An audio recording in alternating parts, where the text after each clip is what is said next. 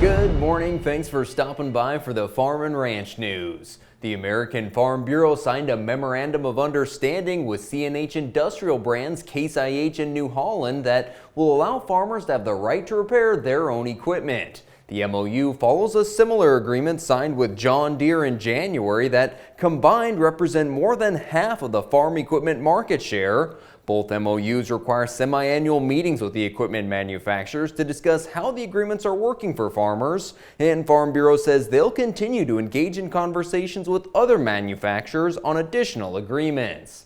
Well, farmers can currently apply for disaster aid through Phase 2 of the Emergency Relief Program.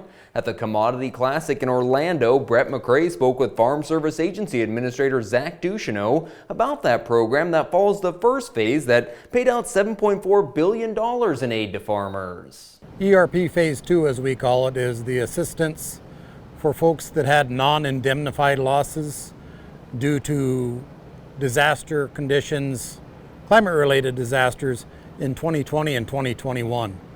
And it's a revenue-based approach using information that we felt was readily accessible to our producers so that we can try to streamline that application process. Producers can expect to see payments for drought-related losses from 2022 later this year, and Ducheneaux told Brett they expect to use a similar application process. We'll be right back with the markets. We asked Montana farmer Walt Sales about the challenges of mental health in agriculture.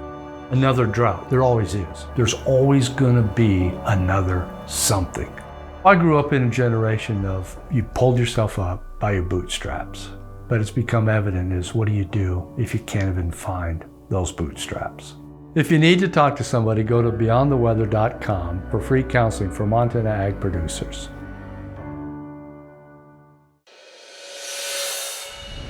Welcome back to the Ag Report. At the National Association of Wheat Growers Conference in Orlando, Montana Grain Growers Vice President Boyd Heilig told Brett McCrae that the Montana delegation brought forward a resolution that was adopted as national policy to have margin protection crop insurance available for all classes of wheat. Spring wheat margin protection has been in for 5 years, and it's not widely used because it's only for spring wheat. And so we're here to get it for all wheat, and Montana, especially winter wheat, so we could have some protection for our margins. Not just revenue, but our margins, which is the big part of it. Well, turning to our markets, the rally in feeder cattle ended yesterday despite corn prices moving lower again. The cash cattle trade starting to come in at $165 on a live basis, steady to $1 higher than last week, but a lot of sales still to work through today. The feeder market in Lewistown was hot this week, with light 4-weights topping out at $305, heavier end up to $281, 5-weight steers averaging $239, and a light test of 6-weights near $210.